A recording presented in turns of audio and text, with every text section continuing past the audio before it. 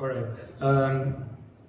So this year, what we're trying to do with the curated program, with the talks program for Dubai Design Week, is we're trying to create some sort of a thematic um, talks program with 5 different talks that are going to run throughout the week. Each talk has a specific subject which is related to our overarching theme for Design Week this year. The first talk is going to start, we're going to discuss today, is going to discuss the speculative design approaches and their role in anticipating solutions for future problems. We're going to be joined by different speakers from different disciplines and different expertise. The idea is to attempt to come up with, from this talk with some set of tools or some inspirational insights for designers and creative into leading their own practices and projects. So we have today with us Simone Fillinger. Simone is a designer and videographer and researcher at the Deep Design Lab at the Cité du Design in Saint-Étienne, France. She develops a research methodology at the intersection of art, design, and social sciences, and explores fiction-based realities by questioning the performativity of design and its ability to create ideologies through form. We will discuss further in depth your methodology and projects, and I will introduce also our second speaker, Helga. Helga's is a futurist. Helga is also an educator at IE University in Madrid, and she's a futurist and also the founder of Framtid, the Future School, which I think this is what we're mostly interested in hearing today from the educational background on future studies. We're also joined by Scott Smith. Scott is founding and managing partner of Changest, a futures consultancy. He's also a business writer, educator, and advisor with over 25 years experience in applied foresight and advising global corporations and governments, cultural institutions, and NGOs. I think also it's very important to hear Scott's input on his collaboration with large organizations, with public sector governments, and how these foresight are shaping the creative industries as well and shaping designers. Selim is also from Atelier. Selim is the director of Atelier in Dubai. Atelier is an innovation and creative thinking agency that works on projects related to the critical critical design methodologies. Selim also has a professional experience in strategy, design, branding, and his work is centered around user-centric solutions and human-centric experiences. Okay, so now that I've introduced the panelists, I think I'm gonna start first by discussing a little bit the point of this talk. We're not, I mean, when we talk about speculative design and future studies and futurism, I think people tend to directly think that we're trying to predict the future and trying to anticipate what's going to happen in the future.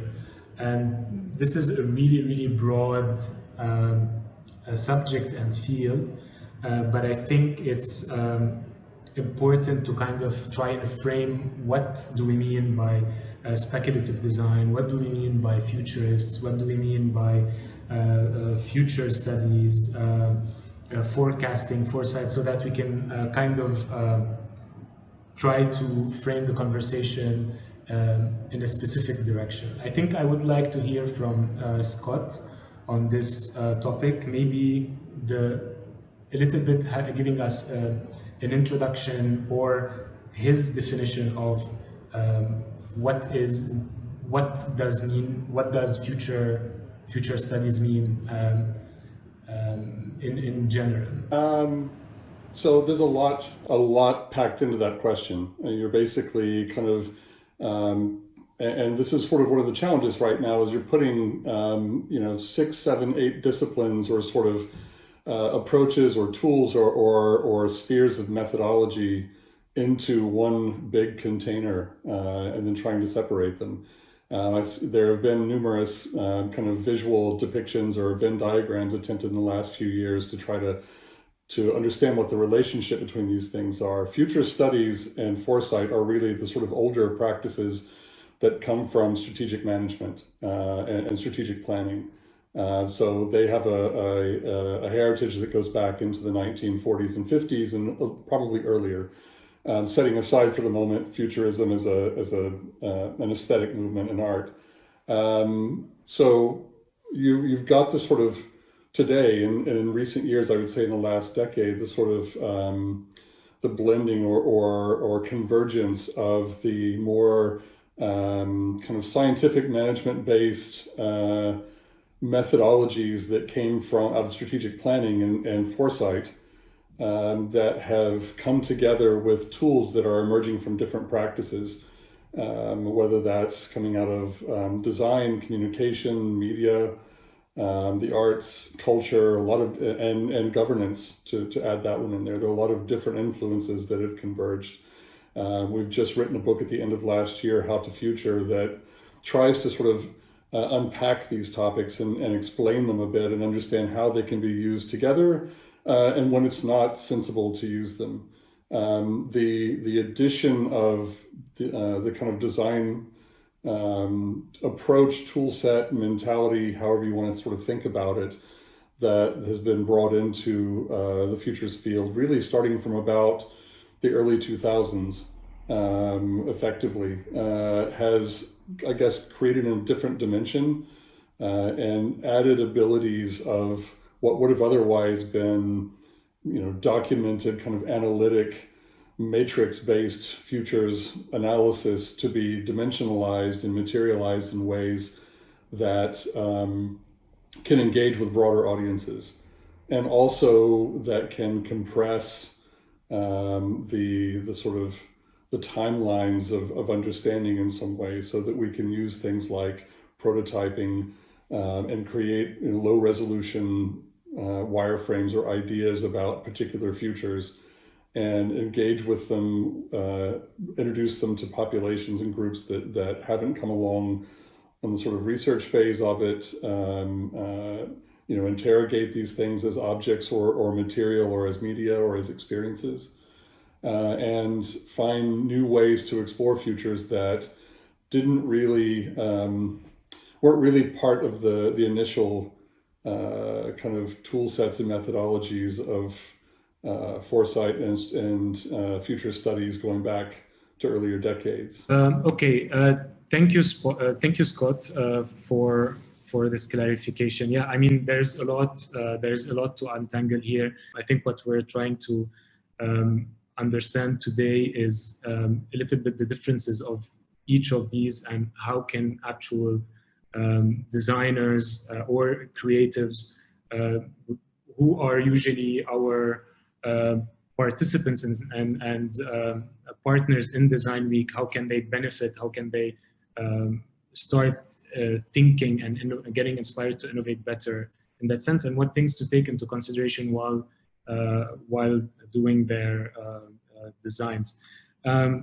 I'm also interested to hear from Helga on the role of.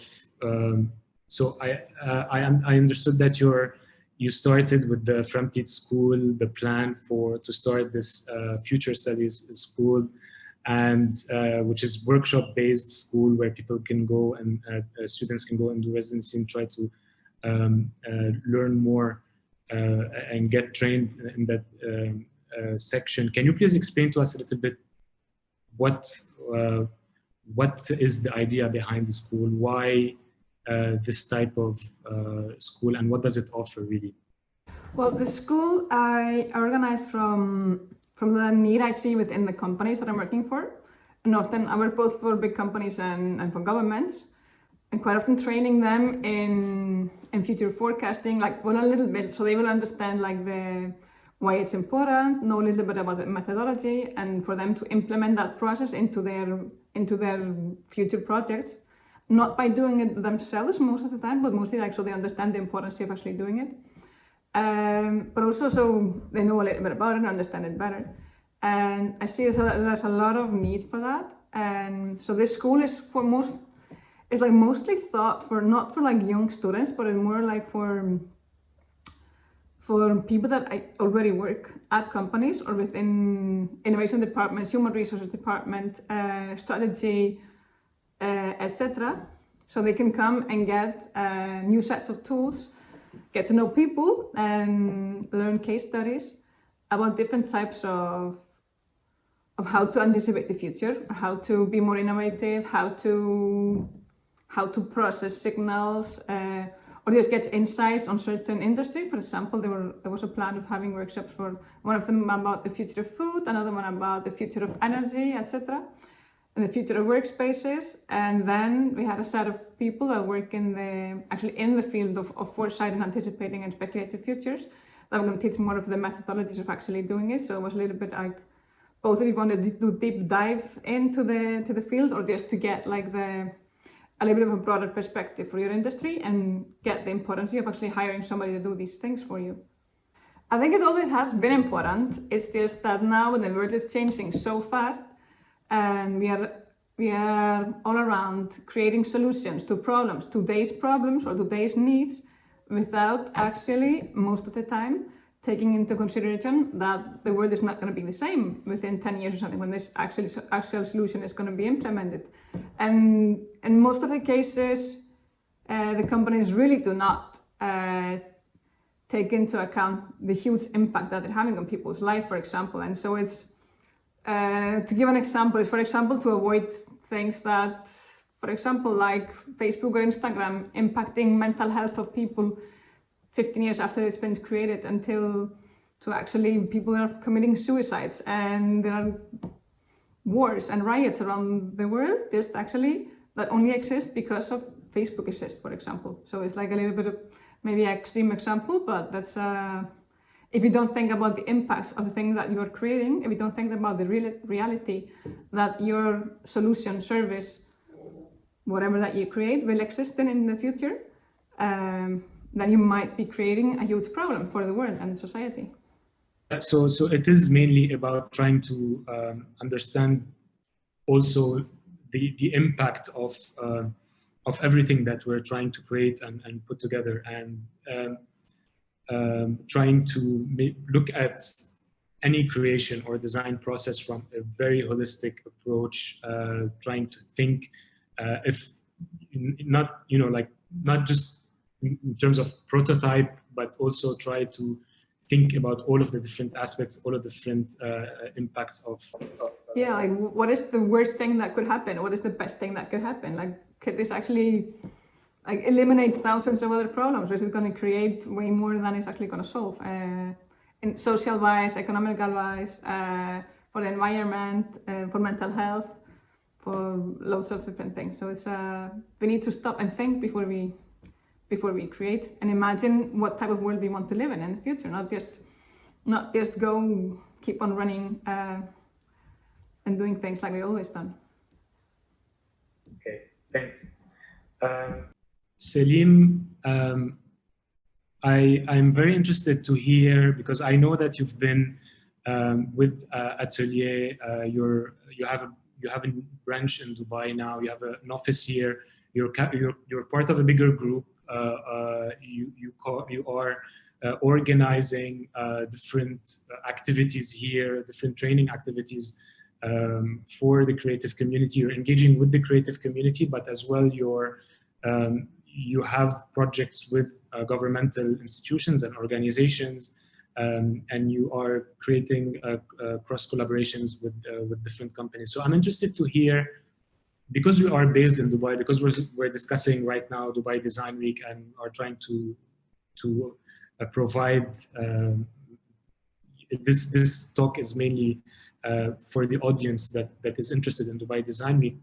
I would be interested to hear about your kind of your projects here, your collaborations with the organizations here, and why are they interested in these approaches right now?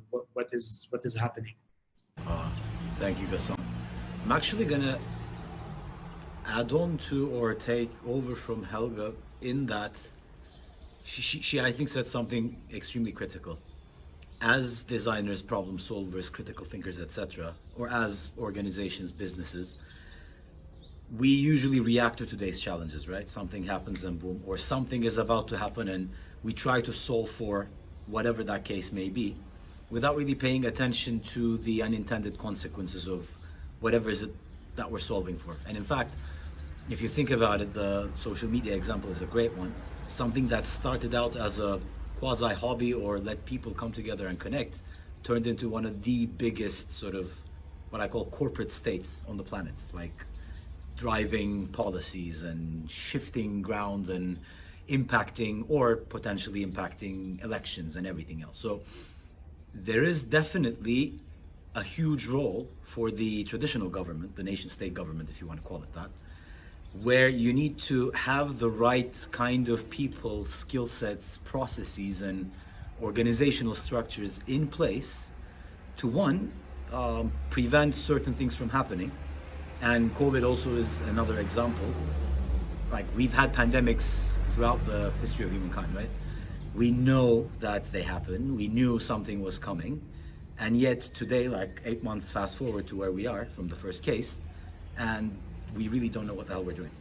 So in essence, it's a combination of not just future casting or futurism or trying to devise or come up with what's potentially out there, but to design around the edges for the worst case and the best, that actually gives us I don't want to call it an edge, but a more of a fighting chance in the face of what's potentially horrible, or give us that leapfrog, the propelling force that we need to sort of cover new ground and break new ground. So to that extent in Dubai, and I can say as somebody who's been here for over 2 years now and with like prior travel back and forth as well, it is one of the few places on the planet who has dedicated the kind of thinking, resources, who's basically said the world is going to change at a pace, and we know it's changing at a pace ever greater than before, but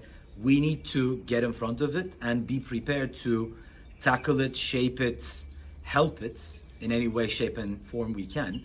So they have dedicated programs within the government organization where they train the leaders of the future with a lot of these critical thinking skills, these design thinking, human-centric design, etc., that becomes embedded in the governmental organizations that we need elsewhere on the planet as well, but other governments haven't really come to it.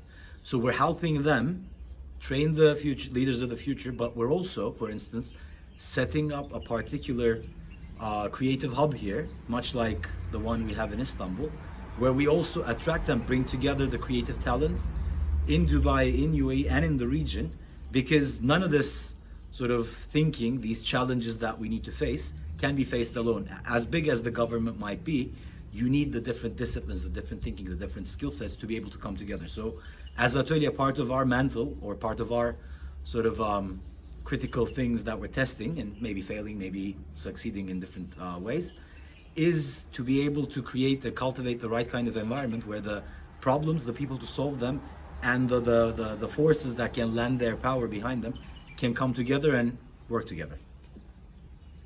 I will come back to you, Scott, because I think you are also have been involved with the Dubai Future, establishing the Dubai Futures Lab, and you have a lot of insights, I think, on this overall strategy on the governmental level, on a state level, on how to develop the city, how to do politics. But before that, I want to touch on the point that I think everyone mentioned so far about when we're talking about imagining the future or trying to anticipate the future. Everyone seems to agree that we all want a better future, or we want the future to be good or better. I would like to hear from Simone. You mentioned in your work that you define yourself as well as an activist, and the definition of activism is by de facto that you're trying to fight for causes that are for the greater benefit or for the development of good development of society. So when we talk about trying to anticipate a better future or work towards changing for a better future, can you let us know how does speculative design or these type of projects actually do that, and what does a better future really mean in your opinion? Yes, so maybe to start with critical and speculative design, it's something that has a history. I mean, when I'm talking about, when I'm thinking about critical and speculative design, I'm actually thinking about the very first approaches by radical Italian design coming up in the 60s and 70s, which used design in order to show capitalist ideologies to mainstream culture. It was a kind of counterculture showing that design, architecture, infrastructures transform people, population into consumers.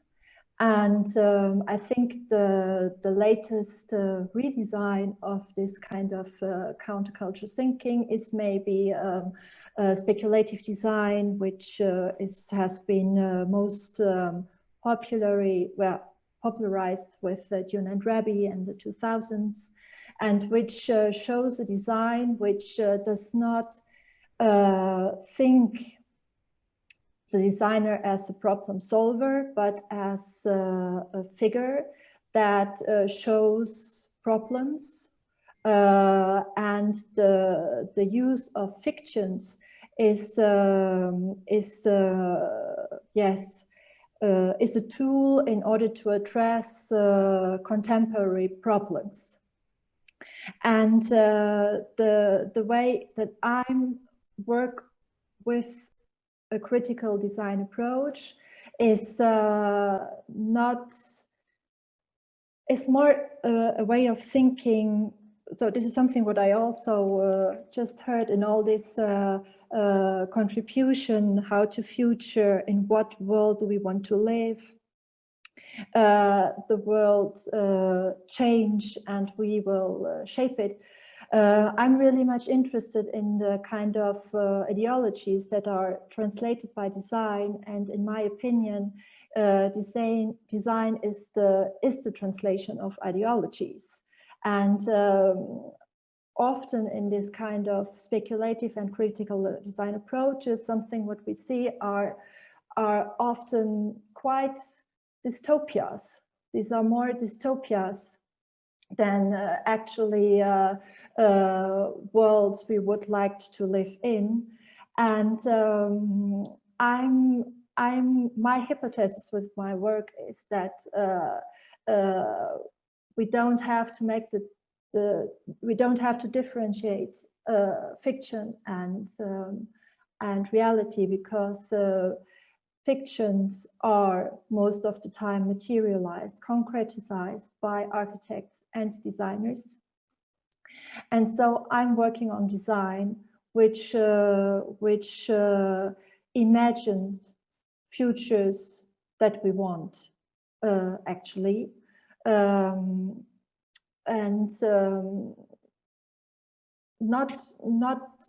Yes, I don't know, maybe you want me to stop here. I'm often with this speculative design projects that I see, often it's trying to imagine what's the what's the virus that's gonna kill humanity in 50 years, or what's how Earth is going to end and how are we gonna live on Mars, or like it's always these doomsday scenarios trying to speculate the worst case scenario for us to try and get ready for it. But reality is quite harsh. I mean, we're already living in a lot of this, well, whatever we thought was fiction, we're actually living in one form or shape of it today. I understand very much your point about not differentiating fiction and reality, because fiction doesn't really need to be something that's super different from what we live in today. But how can doing this type of work or exercise actually, I mean, I think maybe, sorry, imagining imagining just like the doomsday scenario means that we're only headed this way? Is this what you're trying to say when you're trying to say that you want to imagine better futures? I think it's so I think yes, sorry, it's maybe when I'm talking, it's better to focus on very specific projects, because it's kind of difficult, quite difficult to say to improve by the futures, and it's a really universal global approach. So and I think what designers are doing is working on very specific projects in order to address problems. And in my case, so I'm redesigning. I'm working on a project that redesigns the weather report, saying that in the weather report, saying that the weather report is a kind of everyday screen practice that incorporates modern ideologies, modern colonial ideologies in our everyday practices. That means that images in this daily weather report, we have images showing very specific modern worldviews, like the global view, this very specific vision of the Earth from the outside, from outer space, borders. So the weather map is most of the time identical with the nation state, which is even not map projections that are not necessarily accurate, appropriate to yeah. weather images and global climate change.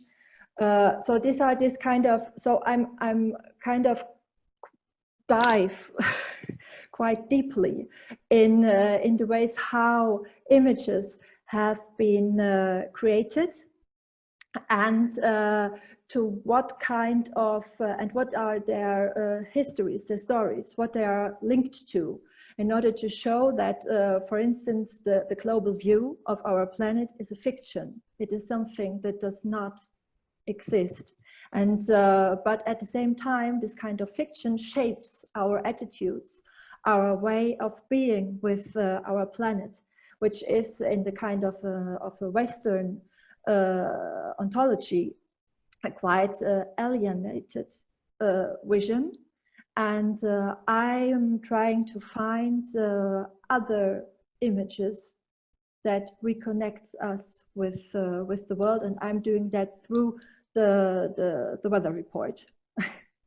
Okay, that's very, very interesting project. I even saw some of the images and the simulations of it, and I think we're also going to see it in the talk while we're talking. I'm gonna go back to Scott.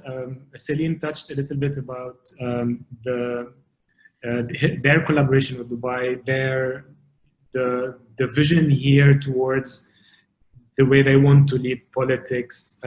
You've worked, Scott, you have an extensive experience that started with that is quite multidisciplinary in that aspect and touches different aspects, and you've collaborated with a multitude of private organizations, corporations that basically wanted to anticipate or use this for financial gains or for commercial aspect. You've probably worked with NGOs, you've worked with individuals. So how is it different? I mean, if we're all saying that you want to anticipate a better future, so are the motives, or each person's motives different? What's the common and what's different between all of these? So, I mean, the motives can be quite different, and I think, and also the approaches can be quite different. That's one of the kind of the complex issues we're dealing with here. I mean, if we take Dubai as an example, because actually we've done far more work, I think, with kind of government and public sector over the past 15 years than we really have with private. I was thinking yesterday, our first engagement, our first kind of interaction with the Dubai government was prior to Dubai Future Foundation with the Prime Minister's office, probably 2011. And that was a point where they were quite far ahead of large parts of the rest of the world in terms of, outside of academia and the kind of, internals of futures practice, of looking at experiential futures as a tool of statecraft, as a tool of development, for development of better policy, services, products, experiences, all of the things that that a government can provide for the communities that it serves. And this is really unique because there are very few examples of that happening before. And so, with the creation of the foundation, probably around 2005-06,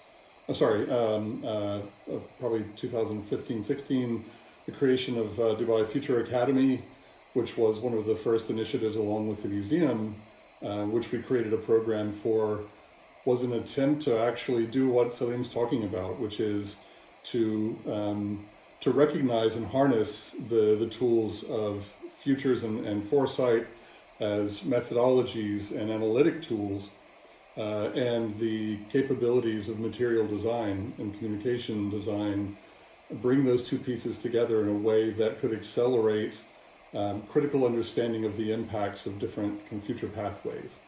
And what that means is it isn't really a case of designing for spectacle and critique as a kind of lean back position, or designing as demonstration and as proposed prototype, but using the tools of design as a means of exploring in a material way possible innovations, different future states that the government and the citizens and the residents could find themselves in, whether that's something that is kind of framing of an opportunity where there's a new innovation that could be brought into, what does it look like to have non-ground-based transport in Dubai? What does it mean for the customs ministry to be dealing with commercial space flight? All of these different questions.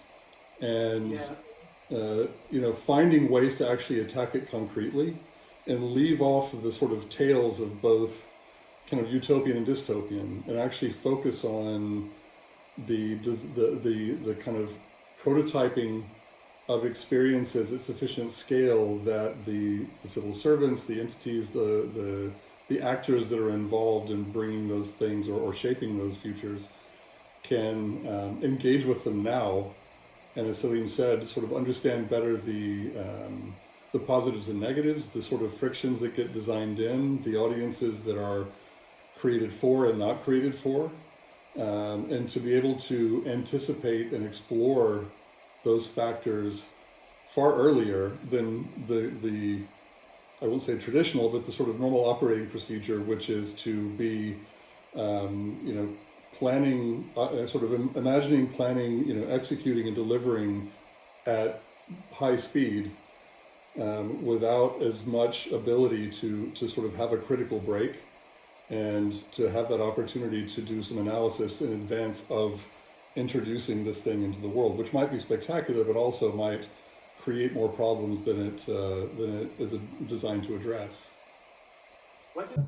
Salim, can you tell us more about your experience in that aspect, being the on the designers and doing this job practically with the government? How was the experience practically on the ground here in Dubai? developing these projects? What type of research did you have to use? What type of insights was available? Who did you have to speak to? I'm interested to hear about how in order to develop this project, what type of research a designer should be preparing for. Thank you. So there's actually like a 2-3 layered answer to that question, because at the high level, any sort of service design project that we've engaged in over the I don't know how many years, the fundamental insight from the user, the end user, we're talking about the actual people on the ground, the citizens or the users, is about transparency and simplicity, right? Like that's almost like a rule of thumb now.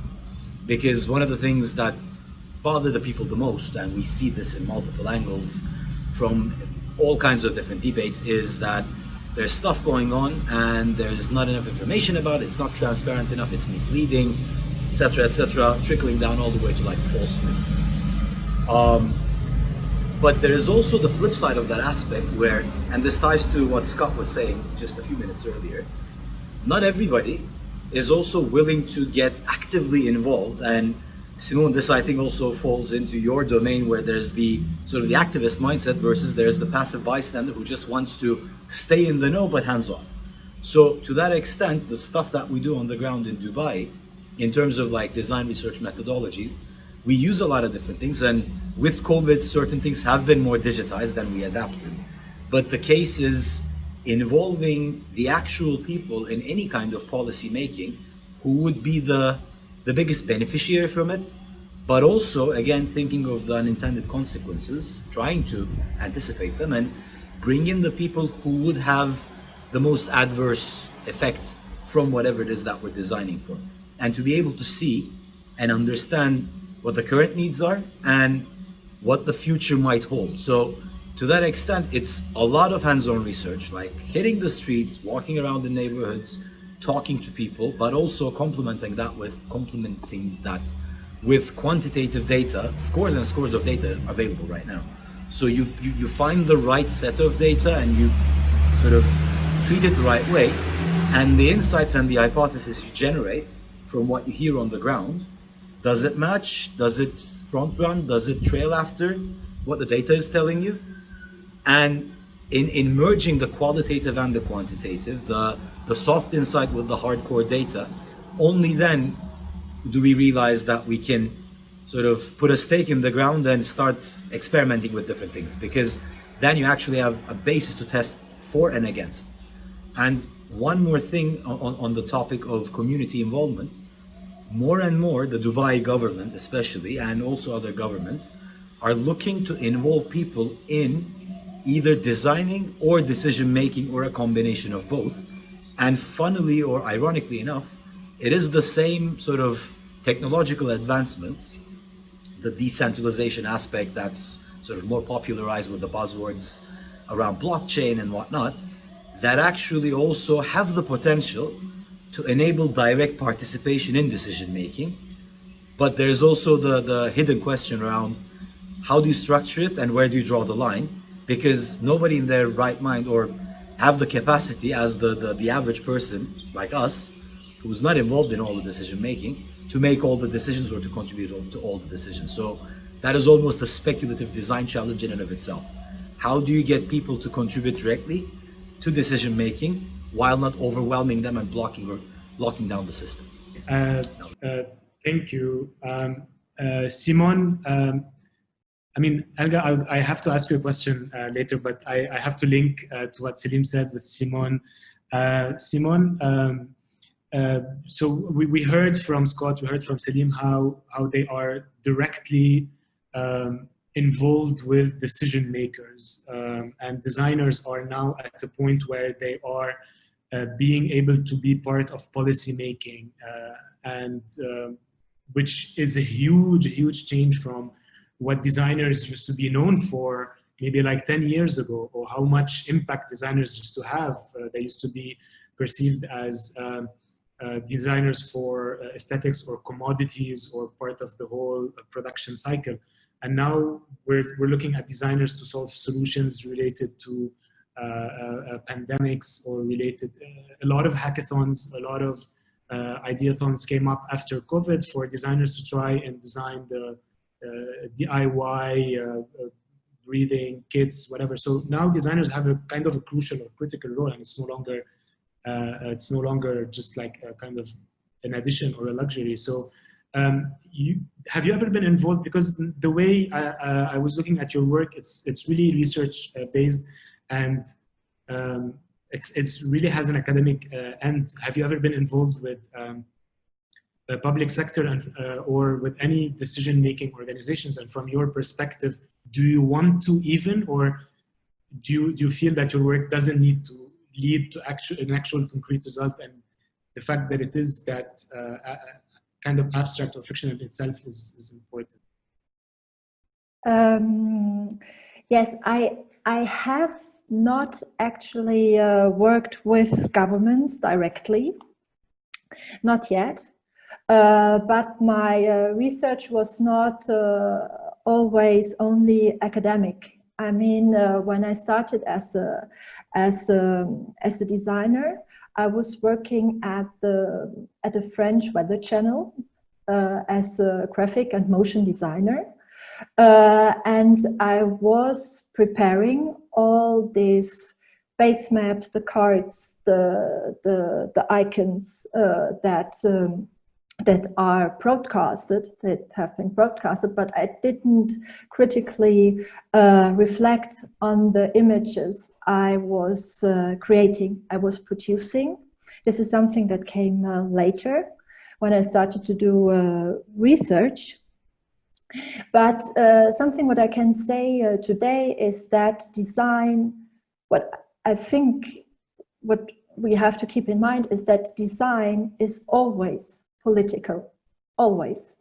It is, and even maybe designers are not always aware about it, but there is always a way how to implicate people, citizens. What is very interesting, what Selim says, because there is the question, who can participate?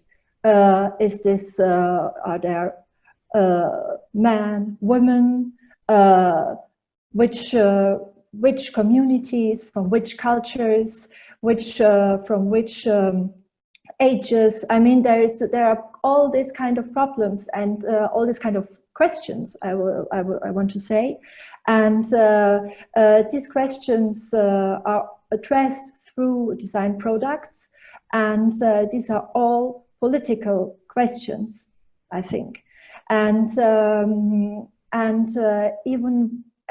me, the product I'm working on, which is alternative weather broadcasting images, is for me not something which is speculative. It is really concrete. It is a concrete approach to address other, I don't know if we can say other truths, but other ways of being with the world.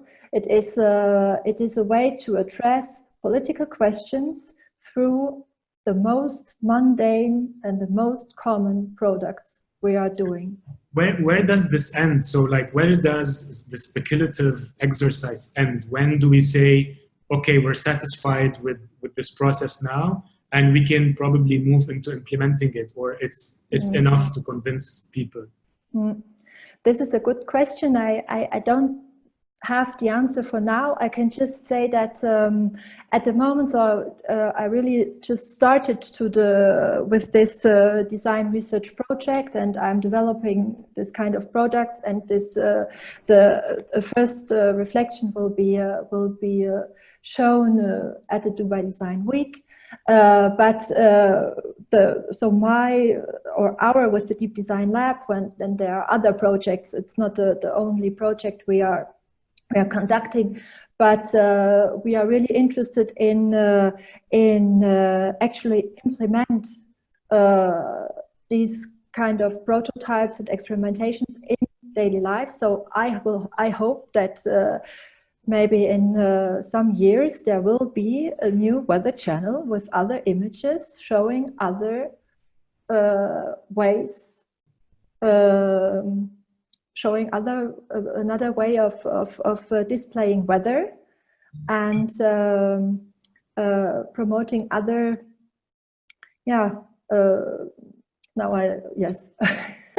and promoting promoting non-colonial image.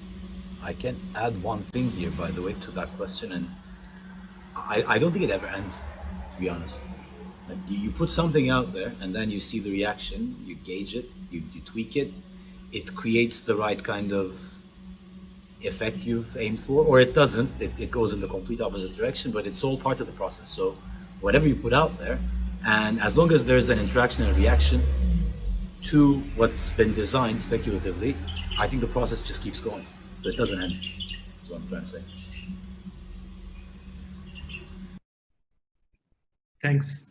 Helga, we've been talking a lot about the role of designer in decision making, like in making the right choices or the right decisions to involve different communities in involving and doing the right research in order to not just lightly take lightly the design process, and it's actually a big responsibility for designers as well to carry in their work.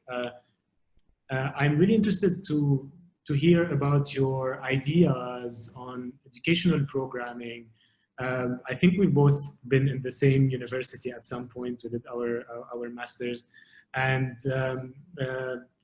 I've done my BA some 15 years ago, my graphic design degree, and at the time it was very linear. It was very traditional approach. I'm interested to know what is missing in the current educational system for design and design curriculums, and what alternatives, what are the different types of tools and programs that needs to be there for designers to be ready for this type of responsibility that they need to carry in their work. Well, at the moment I'm teaching at the EA University in Madrid, which has a design program, which actually does not have, you cannot choose if you're going to be a graphic designer, or product designer, interior designer, etc. It's just a whole program that you have courses in a little bit of all of these fields actually. And what I really like about this course, it's a new program. They're going to graduate their first finals next spring actually. So it's in the 4th year that it's ongoing. And they have a lot of courses and theory about in ethics and social responsibility, in philosophy, and lots of different. So it's really deep now. It's not just it's not about making stuff anymore. It's like the program is more about like you have the power. Like you're gonna be the people that are gonna be participating in the decisions that are gonna be made in the future. And it's really nice to see that every year that I give classes, like not just there, but in other places also, that every single year that a new class enters, you can see that it's just more and more of people coming in that actually really want to change the world. They want to do things differently, and they have a different type of mindset. They're 20 something at the moment, but they have really big, strong beliefs and point of view on the world. So I think traditionally that's what mostly has been missing, is like ethics and all this thing about understanding your decisions, understanding that you're not alone designing. Like everybody who takes a decision when you're bringing something new to the world, though it's a system or a service or a product or as urbanizational program or governmental policy, whatever, or just deciding where to drill for something, for some resources.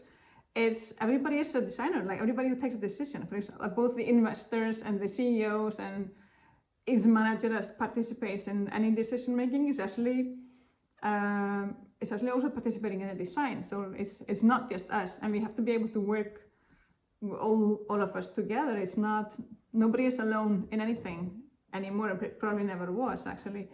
And so that's maybe another thing that I think that would be missing in a lot of design program, that's collaborating with people from other disciplines like business or biology or engineering, etc. Yeah, cross-disciplinary programs. Yeah. You know, I don't see why in the formation years designers shouldn't be in the same class with finance people. I mean, this type of traditional way of dividing programs doesn't make sense anymore, because I think everything now is really intersecting, interrelated, and especially the younger generation, they're really interested in a lot of different things. They have better understanding on a lot of different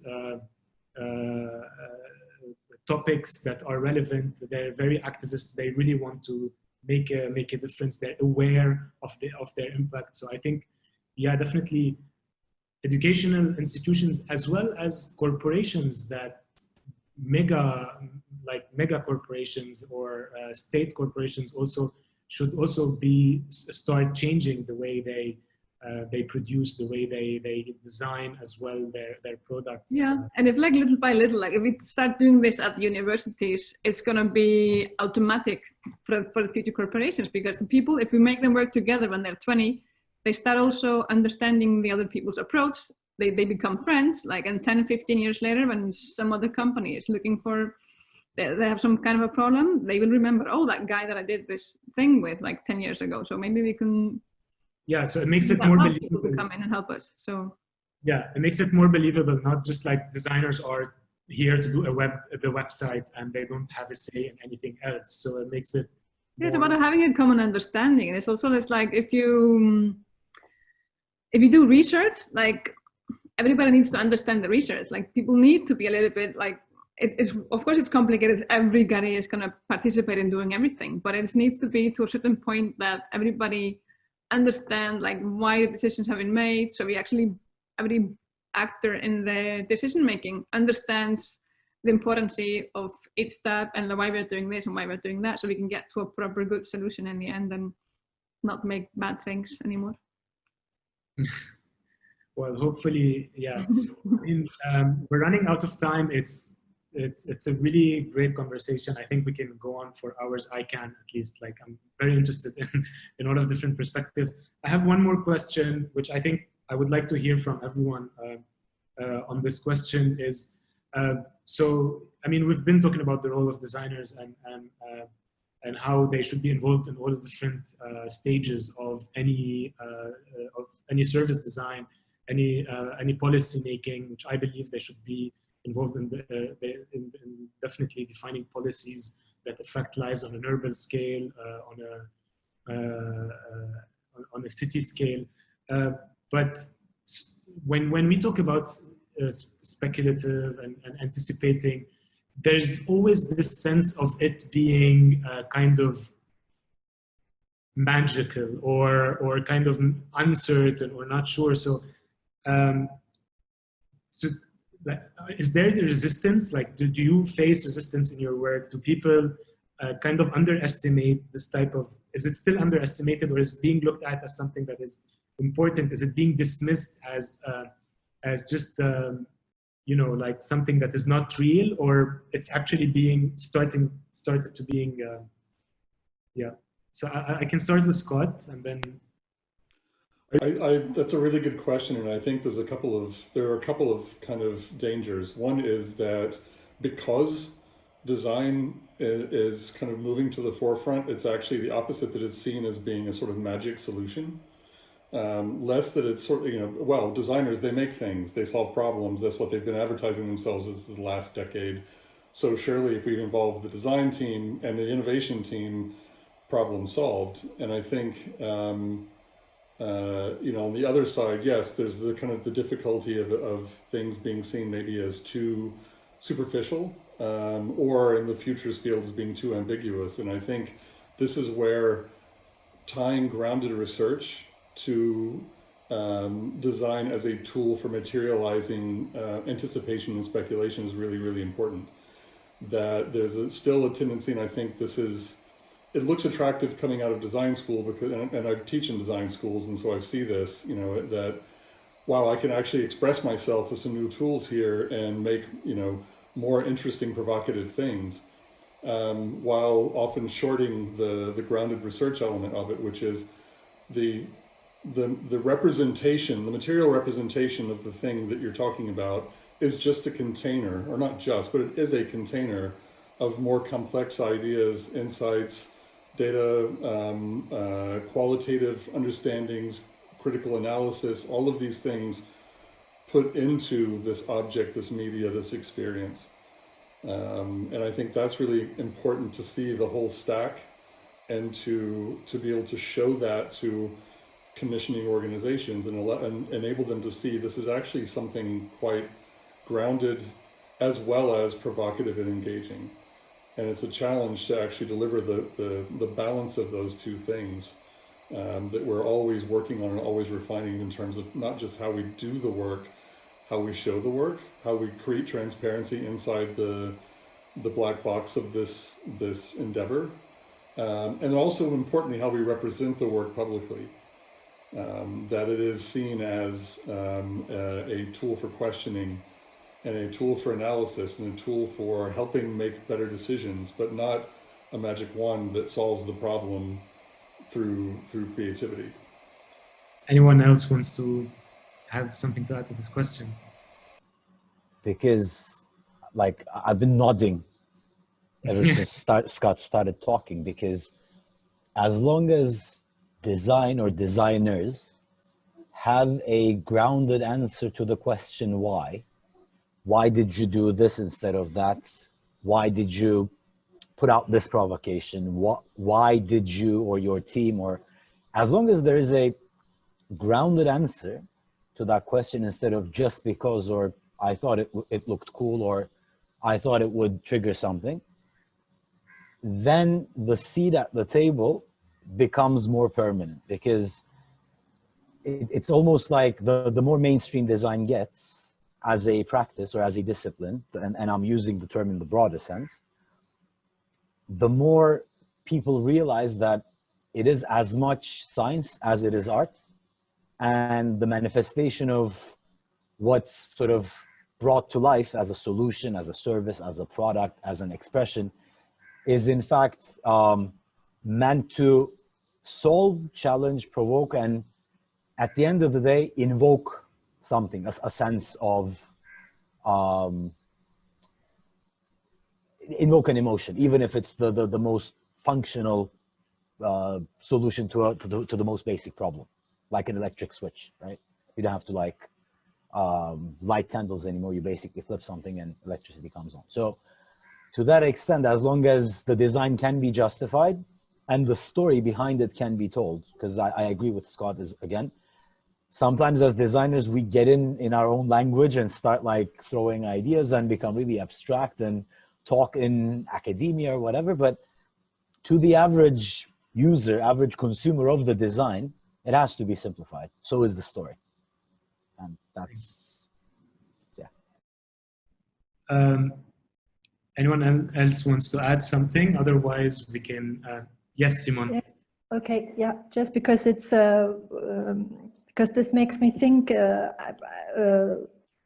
These are really good points, I think, to justify and to explain steps that are part of our design research work.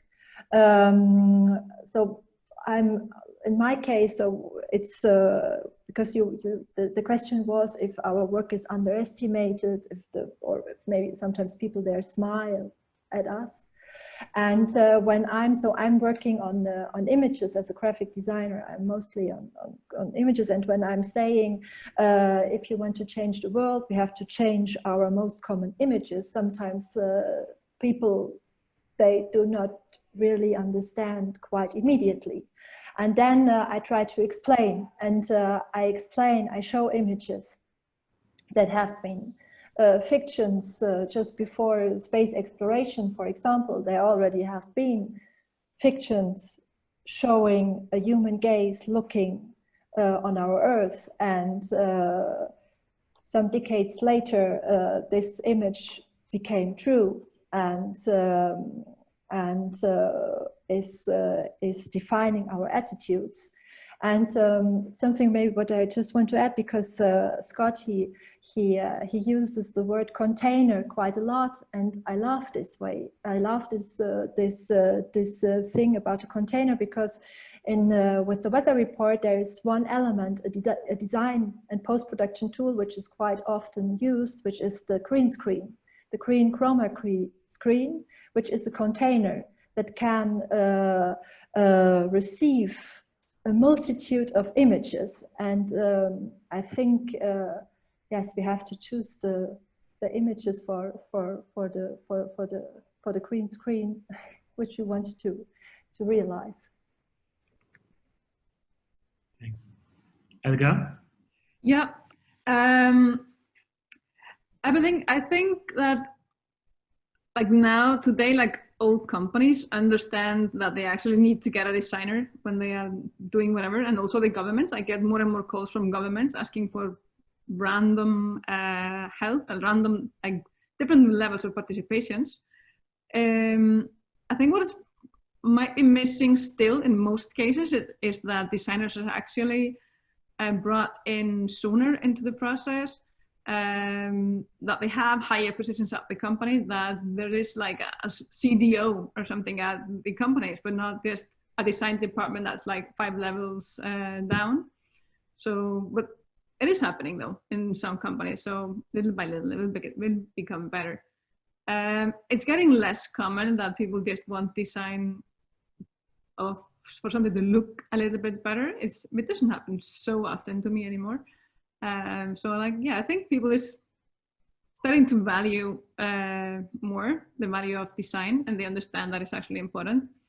And yeah, it is getting better, but still you cross paths with lots of difficulties and complications, and yeah, traditional.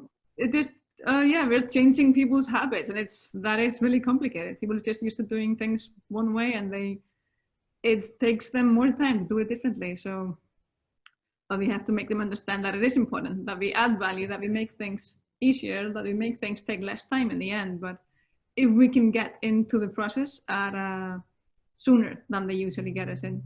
Really a very interesting discussion. I was very happy to meet all of you. I think, yeah, with that, I would like to end by saying that designers also should not be passive in that regard, or just wait for them to be involved in the process. They should actually demand to be part of the whole process, and they should.